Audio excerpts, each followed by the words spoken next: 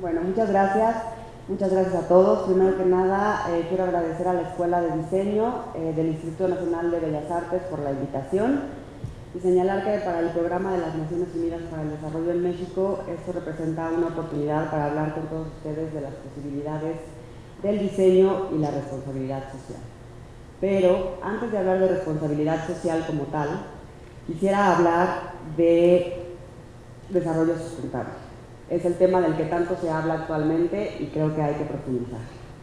El desarrollo sostenible es un concepto crucial en el mundo de hoy. Es el desarrollo que permite satisfacer las necesidades del presente sin comprometer la habilidad de generaciones futuras de satisfacer sus propias necesidades. La población global hoy se divide entre riqueza y pobreza. Enfrentamos retos económicos, sociales, políticos, medioambientales que debemos entender para poder mejorar el mundo. La humanidad impacta en el planeta y lo cambia constantemente. El desarrollo sustentable se basa en entender dichos retos y está centrada en 4 pilares: prosperidad económica, inclusión social, medio ambiente y gobernabilidad. Prosperidad económica es lo que conocemos como crecimiento económico clásico. Hay más personas, hay más producción, hay más dinero. Inclusión social quiere decir que esto debería de beneficiarnos a todos, de no dejar a nadie atrás. Medio ambiente, bueno, por supuesto, cuidar el medio ambiente para que nos siga permitiendo tener los beneficios que recibimos de él el día de hoy.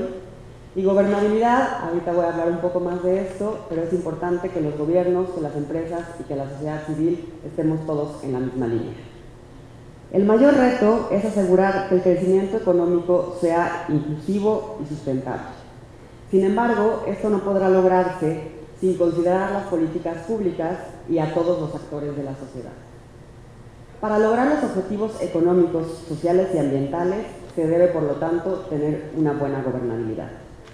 Los gobiernos tienen el papel de cumplir con sus funciones centrales que permitan a las sociedades prosperar. Pero no son los únicos responsables. En muchos casos, las compañías multinacionales son actores más poderosos. Nuestro bienestar depende que las empresas sigan la ley, respeten el medio ambiente y ayuden a las comunidades en las cuales operan. La sociedad civil debe buscar esto, impulsarlo, exigirlo, trabajar por hacer el desarrollo sustentable su realidad. La Organización de las Naciones Unidas ha sido el foro en el cual se ha discutido constantemente la situación mundial, las amenazas, los objetivos y las metas. Hace ya 18 años que 189 naciones se comprometieron a cumplir con un plan de desarrollo sin precedentes, que hiciera frente a los grandes problemas que el mundo enfrentaba en el 2000. El reto parecía enorme, pues se buscaba reducir los niveles de pobreza extrema a través de 8 objetivos. Estos 8 objetivos relacionados con la alimentación, la salud, la educación y la igualdad de género. Los resultados alcanzados después de 15 años, entre el 2000 y el 2015, que era la fecha límite, demostraron que era posible lograr los avances a través de la definición de metas conjuntas y la adopción de políticas orientadas a su cumplimiento. La cantidad de personas que vivían en extrema pobreza disminuyó, el porcentaje de personas con nutrición insuficiente también, la tasa mundial de mortalidad de niños menores de 5 años, todo se redujo en más de la mitad. Así, los Objetivos de Desarrollo del Milenio demostraron ser el movimiento mundial más exitoso en contra de la pobreza. Pero todavía en el 2015 había muchos temas pendientes. Con base en el éxito, las lecciones aprendidas y los temas pendientes, el mundo se unió para adoptar un plan excepcional para el progreso de las personas y el planeta, la Agenda 2030 para el Desarrollo Sostenible. Es una hoja de ruta transformadora e inspiradora por sí misma. Desde entonces ha habido un impulso muy prometedor en todo el mundo para convertirla en realidad. Y es que, si bien los Objetivos de Desarrollo Sostenible se acordaron en la Asamblea General de las Naciones Unidas, esta agenda es de todas y de todos. Se compone de 17 objetivos. Pasamos de los 8 que teníamos en los ODM a 17, justo esperando mostrar la nueva realidad y las necesidades de tener un mundo sostenible. Estos son los objetivos, son el fin a la pobreza, hambre cero, salud y bienestar, educación de calidad, igualdad de género, agua limpia y saneamiento, energía asequible y no contaminable, trabajo decente y crecimiento económico, industria, innovación e infraestructura, reducción de las desigualdades, ciudades y comunidades sostenibles, producción y consumo responsables, acción por el clima, vida submarina, vida de ecosistemas terrestres, paz, justicia e instituciones sólidas y alianzas para lograr los objetivos es el último. Como verán, son 17 objetivos muy amplios. Alcanzar estos objetivos implica un esfuerzo sin precedentes, no solo del gobierno, sino de toda la sociedad. Tenemos que ser capaces de combinar los esfuerzos de gobiernos, sector empresarial, mercados financieros y sociedad civil para asegurar que podamos erradicar la pobreza, garantizar educación de calidad para todos, limpiar los océanos y desarrollar otras actividades esenciales para que la vida en el planeta sea sostenible e inclusiva. Es aquí en donde entramos todos, nosotros, ustedes, jóvenes, diseñadores, estudiantes. La razón es obvia, tenemos que adaptar, inventar, desarrollar y poner en marcha un sinnúmero de nuevas ideas y soluciones en un tiempo muy corto. Por otra parte, los ODS no solo identifican el lugar a donde esperamos llegar en el 2030 para crear un mundo sostenible, también ofrecen oportunidades para crear nuevos mercados, colaborar con socios no tradicionales en favor de objetivos compartidos, inspirar el diseño e innovación para crear prácticas sostenibles y aplicar la creatividad para resolver los retos. Los desafíos de hoy son muchos. En el mundo de hoy somos casi 7.500 millones de personas y se estima que vamos a ser 8.000 millones en el 2030. Más de 1.000 millones de estas personas viven en extrema pobreza. El Producto Mundial Anual per cápita es de $12.000. Esto representa 100 veces más que lo que había durante la Revolución Industrial, que fue el gran boom del crecimiento económico. Más gente, más producto, más impacto. Este aumento de producción daña al planeta. La actividad económica de larga escala ha provocado cambio climático, cambio del ciclo del agua, cambio del ciclo del nitrógeno, inclusive se ha cambiado ya la química de los océanos. Han aumentado las catástrofes relacionadas con el clima, las sequías, las inundaciones, los incendios. Esto a su vez impacta en la producción de alimentos y esto a su vez en el aumento de la pobreza, la desnutrición, la desigualdad. Parece todo un círculo vicioso. No voy a explicar con detalle todo lo que ustedes ya saben del mundo en que vivimos y sus problemas. Solo quiero recalcar que en caso de que la humanidad siga por este camino, que sigamos buscando el crecimiento económico sin sustentabilidad, habrá cada vez más inequidad, más destrucción del medio ambiente y más de 200 años de progreso podrían desaparecer. Por eso, la importancia del desarrollo sustentable y de su papel como diseñadores. Tomar el camino del desarrollo sustentable necesita que un gran número de personas cambien su comportamiento, modifiquen sus elecciones y preferencias con relación a muchas cosas, a la forma en que se hacen los negocios, elecciones de ética, de política, del estilo de vida, qué consumimos, por qué consumimos ciertas cosas, cómo utilizamos los recursos, cuáles son las prioridades en la educación, etc. En este sentido, implementar el marco hacia el desarrollo sustentable necesita diagnósticos claros sobre la necesidad de cambios en el comportamiento personal y profesional de las sociedades, así como estrategias específicas para llevar a cabo dichos cambios. Cuando hablamos de estos temas, muchas veces pensamos que serán los economistas o los politólogos los que tengan las respuestas apropiadas, pero somos todos.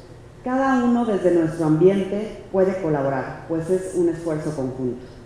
El diseño, y no vengo a hablarles a ustedes de diseño porque yo no tengo idea de nada y ustedes sí, solo sé que está en todos los aspectos de la vida, desde urbanismo, publicidad, información, tecnología.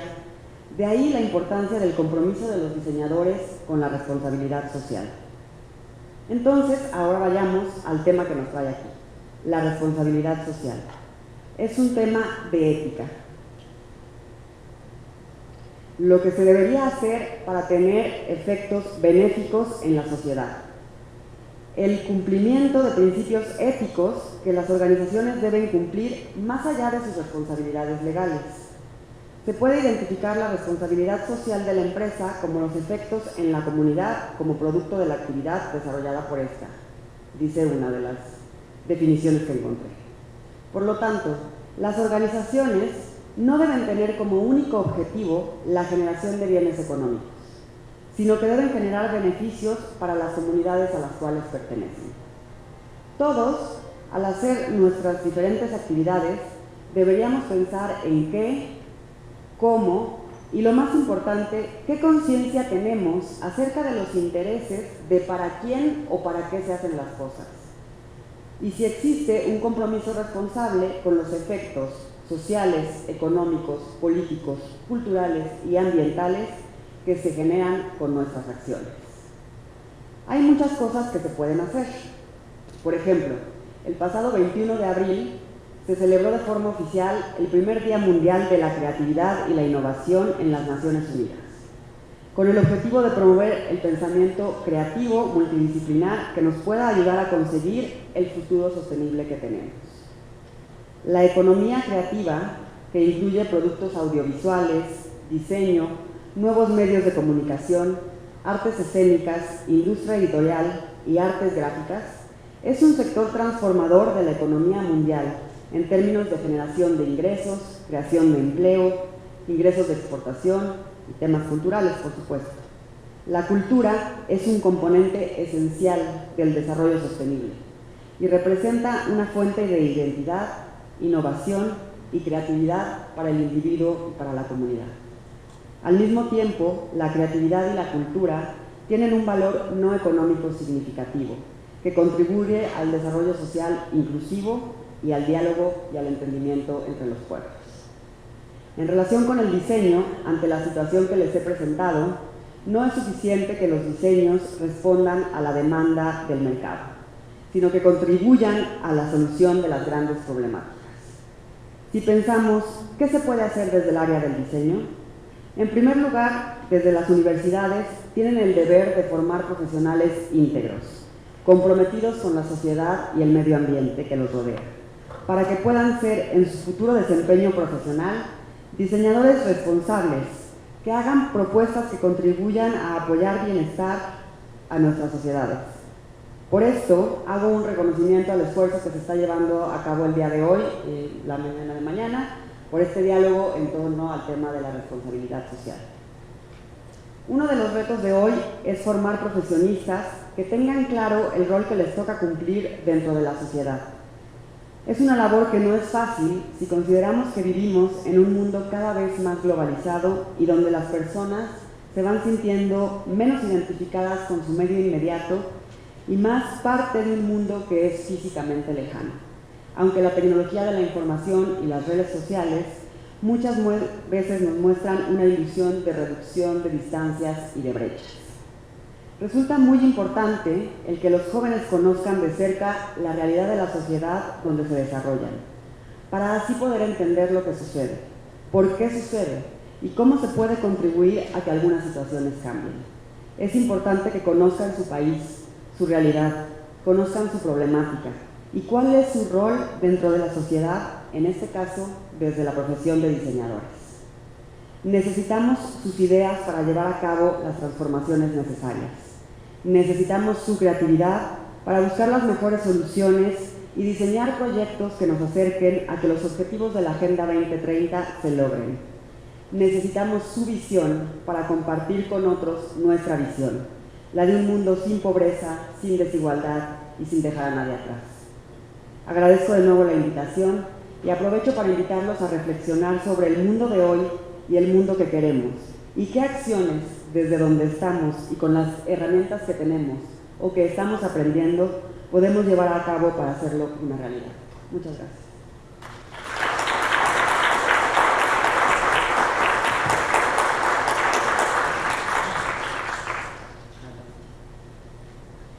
Gracias.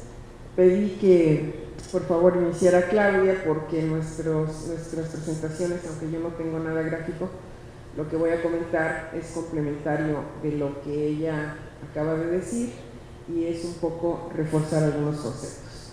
Yo también quiero comenzar agradeciendo a Aide Girón, a Rebeca Aguilar, la invitación para estar aquí, porque no es común que una abogada como soy yo, alguien que ha trabajado en el mundo del derecho, tenga la posibilidad de estar en un diálogo con personas que se dedican aparentemente a algo completamente distinto como es el diseño.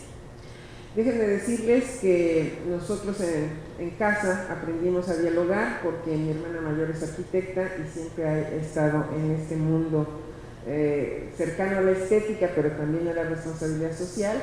Después yo elegí Derecho, el hermano que sigue estudió Geografía y la cuarta es inmunóloga. Entonces o hablábamos, y qué bueno que en mi casa no se hablaba de Derecho en el desayuno, en la comida y en la cena, porque hubiera sido realmente terrible.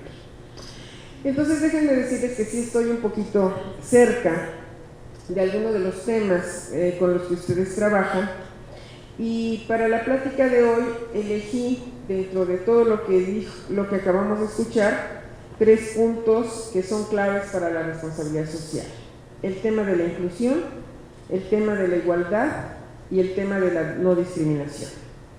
Y yo creo que, como también lo dijo Claudia, ustedes juegan un papel muy importante justo porque están presentes en todo lo que hacemos.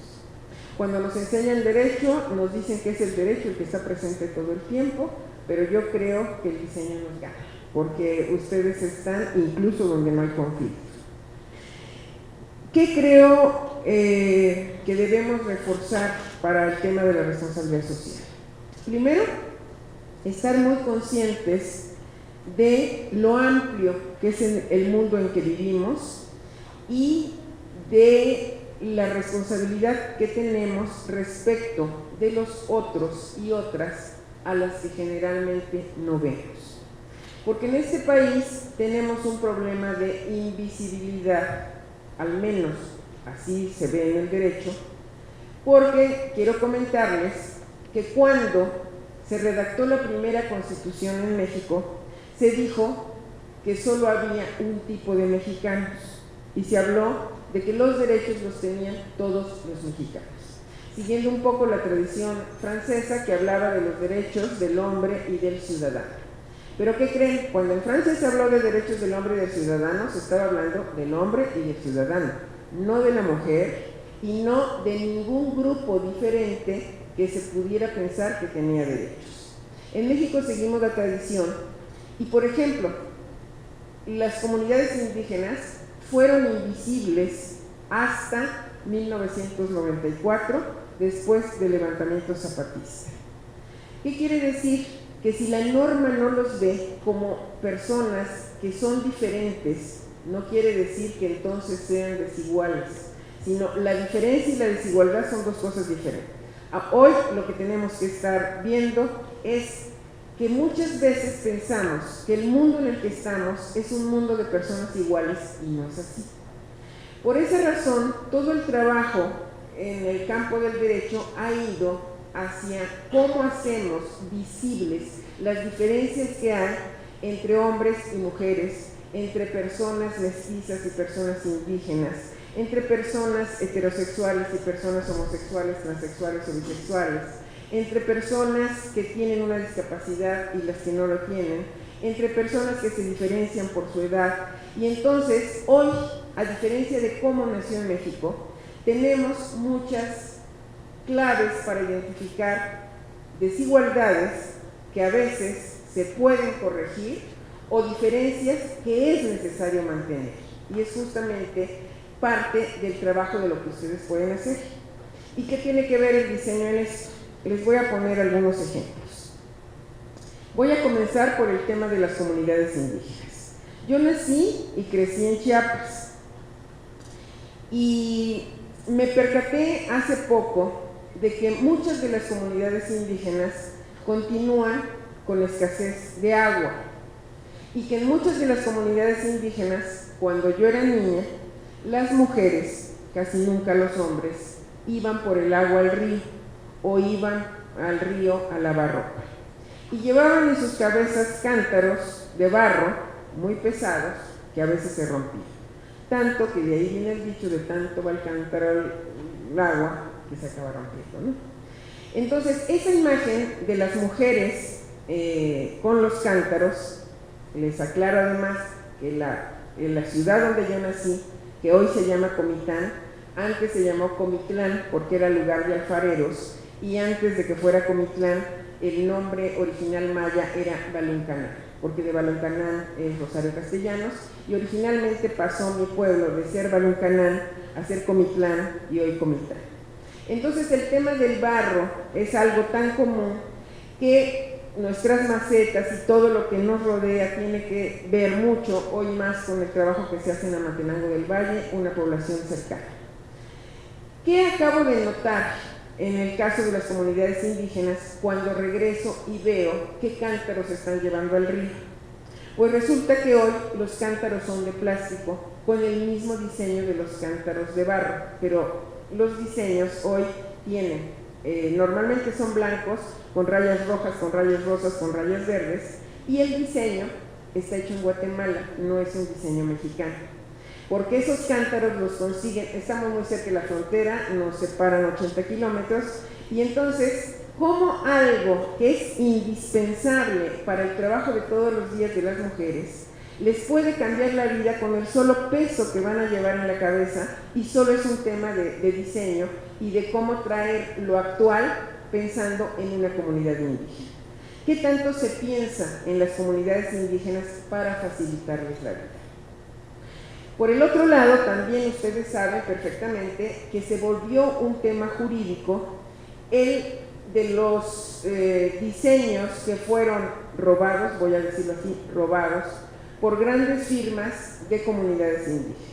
No solo los trabajos que hacen en el estado de Hidalgo y en el estado de México, muchos trabajos de mi propia tierra que aparecieron en diseños muy caros, o el tema de esta comunidad de Oaxaca, que de pronto ve el diseño de una blusa oaxaqueña en una boutique de Francia, o este tipo de cosas, y que nosotros sabemos que jurídicamente tenemos que proteger. Entonces, los tenangos de Doria, los tenangos del aire, todas estas cuestiones de Hidalgo tan ricas, no se han podido registrar porque no hay alguien que los haya creado. Es una herencia de una comunidad que se ha venido de generación en generación repitiendo, y no hay una protección jurídica, pero sí habría formas de defender el uso del diseño. Y ahí tenemos de nuevo cómo es una irresponsabilidad el aprovecharse de la creatividad de los indígenas mexicanos para generar ganancias que no les beneficien a la propia comunidad. Y ahí de nuevo volvemos a encontrar una liga entre lo que es el diseño y lo que es la parte jurídica. Voy a otro punto. ¿Qué tan importante es el diseño en todos los temas de desigualdad entre hombres y mujeres? Y a través del diseño se puede reforzar y remarcar la desigualdad, o a través del diseño puedes generar muchas cuestiones que nos igualan, y digo desde el solo diseño. Y aquí, cuando yo era niña, ya empezaba algo que se llamó como la moda unisex, así se llamaba.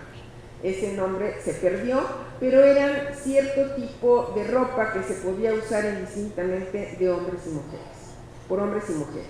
Eso era un resabio también de la revolución sexual que se dio en los años 60, y que de pronto no había en el diseño de la ropa algo tan diferenciado para decir esto es de hombre o esto es de mujer. Y me voy a algo que he pensado muchas veces y que por fin hoy voy a tener la oportunidad de decir. Estoy viendo ya qué zapatos traes antes de opinar, Pero he pensado, por ejemplo, que en el diseño de los zapatos de la mujer, particularmente en estos diseños que pueden ser preciosos, pero que llevan grandes tacones y grandes plataformas y todo este cuento, puedes estar contribuyendo a detener los pasos de la mujer. Ustedes van a decir que puedo estar exagerando, pero nada más es una opinión de cómo puedes desde el diseño decir qué tan lejos quieres que llegue alguien si le diseñas zapatos cómodos, aptos para caminar, o zapatos bellísimos que te permitan dar 5 pasos. Algunos pueden hasta correr, pero no todos tenemos esa habilidad. Pero estás haciendo ya diferencias entre qué es lo femenino y qué es lo masculino a partir de estereotipos que te dicen que, vean qué ventajoso, que el hombre puede ser feo, es el fuerte y además es formal, que vamos a ponerlo entre paréntesis. Y en cambio para la mujer se trabaja como la obligación de ser bonita, y lo estoy poniendo así porque pareciera que están o estamos en permanente esfuerzo por saber qué es lo que me va a hacer verme mejor, y ahí también tiene que ver el diseño, porque pareciera que es obligación. En cambio, el derecho a ser feo implica hasta la posibilidad de dejarme la panza, y que además decir que la panza es erótica o que quién sabe qué cosas, ¿verdad? Pero entonces, ¿cómo puede pensarse que hay responsabilidad social en ello? Pues claro que hay responsabilidad social, porque estereotipos que debemos combatir, como que la sensibilidad está al lado de la mujer, no es cierto. Hay hombres muy sensibles y que en la creatividad, y se ve también en la producción de diseño, pero hay personas que siguen creyendo que se puede tajar una diferencia muy fuerte en decir esto es lo del hombre, esto es de la mujer, y no se tocan ninguna posibilidades de intercambio ni de roles, y el diseño empieza a ser muy fuerte en eso. Pienso también en todos los temas de gran discriminación en función, y ya lo había dicho, de todas las personas LGBTI, que también tienen los estereotipos de una persona gay es más sensible. ¿Y por qué va a ser más sensible que un hombre o una mujer? Porque el estereotipo te dice que hay más sensibilidad. Y entonces, pues es más apto para el diseño o es más apto para entender cierto tipo de cosas. Y la discriminación que reciben las personas LGBTI, la reciben en mucho porque pasarían, me refiero más a los hombres, por un proceso de feminización, y al ser femeninos les empieza a afectar toda la carga que hay contra la mujer y se extiende para ellos. ¿Qué tiene que ver el diseño en todo esto? En que esos estereotipos pueden empezar a ser rotos también por esa vía. ¿Qué tanto pensamos en las diferencias que empezamos a remarcar desde las niñas y los niños? Desde seguir insistiendo que para los niños el mundo es azul y que para las niñas el mundo es rosa, y que en cualquier intercambio estamos transgrediendo una norma o alguien que dijo que así deben ser las cosas. ¿Y qué pasa también con las personas mayores? Las personas mayores, así como empecé hablando de las comunidades indígenas, muchas veces también ellas están fuera de nuestra visión. Salvo que tengamos nosotros una necesidad cercana o inminente de por qué hay que ver y pensar también en las necesidades de las personas mayores, nuestra tendencia es, también la culpa la tiene el derecho, en pensar que hay menores de edad hasta los 18 años y mayores después de los 18, y no hacemos una diferencia de que hay un grupo etario muy importante que tiene una serie de necesidades, que muchas veces sufre discriminación en razón de la edad y que muy pocas veces pensamos y los vemos. Y esto también tiene que ver con el tema de la visibilización. En materia de derechos humanos, sabemos entonces que hay que trabajar rompiendo estereotipos y hay que trabajar viendo diferencias para evitar la discriminación en función de edad, en función de género, en función de preferencias sexuales, en función de religión, en función de estatus social, pero que además es altamente probable que se den interseccionalidades. ¿Qué significa esto? que es posible que si una mujer sufre discriminación, una mujer lesbiana la sufra el doble, o una mujer indígena con una discapacidad, o una mujer indígena migrante. Vas como sumando ciertas, le llamamos en derecho categorías sospechosas, ciertas categorías se van sumando y esto genera que todavía la desigualdad sea mayor y que el proceso de discriminación sea muchísimo más fuerte. ¿Qué tanto estamos conscientes de ello?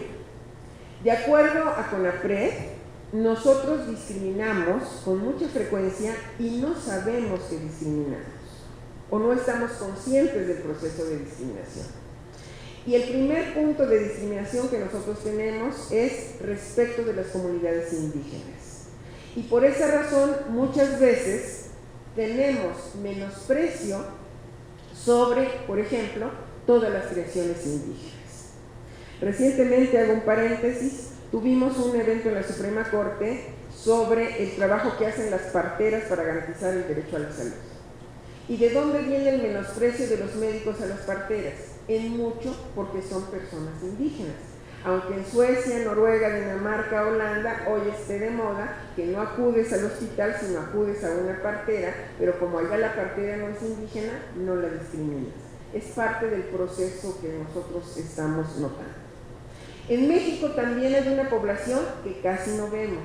Nosotros también tenemos afrodescendientes. Hay una población negra, aquí no hay problema con llamarle negra, en Estados Unidos sí, pero aquí, por acuerdo de ellos mismos, dicen nosotros no tenemos problema con que nos digan negros. Hay una población negra muy importante en Veracruz, en Guerrero, en la costa de Oaxaca predominantemente, y una parte de la costa de Chiapas, y esa población también es invisible.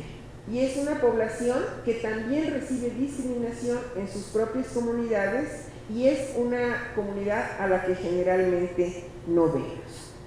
Entonces, no sé cómo voy aquí.